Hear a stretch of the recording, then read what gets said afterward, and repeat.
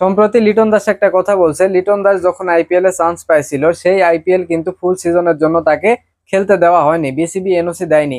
এই যে লিটন দাস ফুল সিজন আইপিএলটা খেলতে পারেনি, এই খেলতে না পারাটা তার ক্যারিয়ারে বড় প্রভাব ফেলছে। একদম দাহা সত্যি কথা ভাই।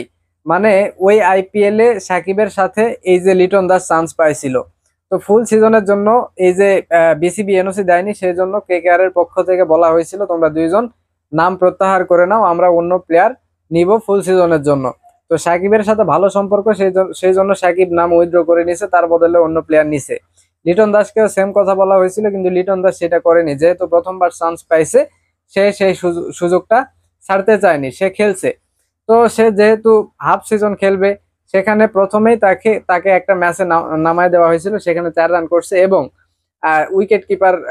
উইকেট কিপিং করছে, সেখানে খুবই খারাপ করছিল। যার জন্য পরবর্তীতে তাকে আর কোনো ম্যাচে সুযোগ তো দেওয়া হয়নি এবং পরবর্তী কোনো আইপিএল এ তার তার আসলে কোনো চান্সই আসেনি। এই হচ্ছে তার অবস্থা। এই যে একটা অবস্থার সৃষ্টি হয়েছে, এটা সম্পূর্ণ বিসিবির জন্য।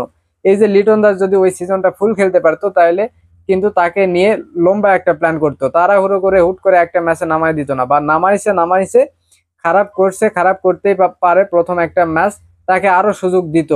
কিন্তু ফুল সিজন যেহেতু খেলবে না, সেহেতু সে ওই একটা সুযোগ দিছে এবং যাকে নিয়ে তারা ফুল সিজনের প্ল্যান করছে গুরবাজ, তাকে খেলায় দিছে। এই যে মানে একটা ব্যাড ইফেক্ট পড়লো তার উপরে। তারপর থেকে কিন্তু মানে কোনো দল বাংলাদেশি প্লেয়ারও টানে না, লিটন দাসের কথা তো বাদই দিলাম। এই হচ্ছে অবস্থা। বিসিবি আসলে এই কাজগুলা যে করে মানে কি জন্য, সেটা আসলে বিসিবি নিজেও জানে না। এই যে ধরেন লিটন দাস আরো গুরুত্বপূর্ণ গুরুত্বপূর্ণ কিছু কথা বলছে। এই যে ধরেন আপনার পিএসএল এ আপনাকে খেলতে দিচ্ছে, ওই যে রিশাদ এবং আপনার নাহিদ, এদেরকে খেলতে দিতে চাচ্ছে না।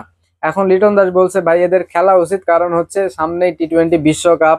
এখন তারপরে ধরেন পাকিস্তানে যে সময় পিএসএলটা চলবে, ওই সময় জিম্বাবুয়ের সাথে টেস্ট সিরিজ আছে। তো টেস্ট সিরিজে আপনার লিটন দাস এবং এই যে কি বলে নাহিদ রানা, এই দুইজনকে ছাড়াও খেলা যাবে।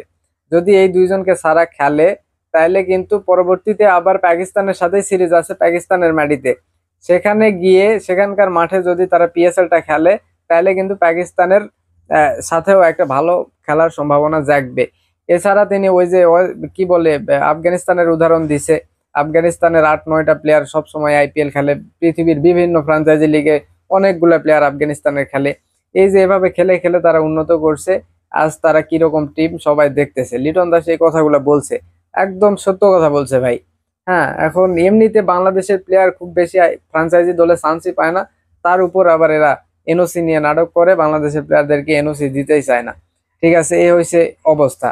এই এই ধরেন মানে আইপিএলটা যে লিটন দাস খেলছে, ওই আইপিএল এ মানে যদি ফুল সিজনের জন্য খেলতো, তাকে নিয়ে লম্বা প্ল্যান করতো, তাকে হয়তো বা আরো 2-1টা ম্যাচ খেলাইতো।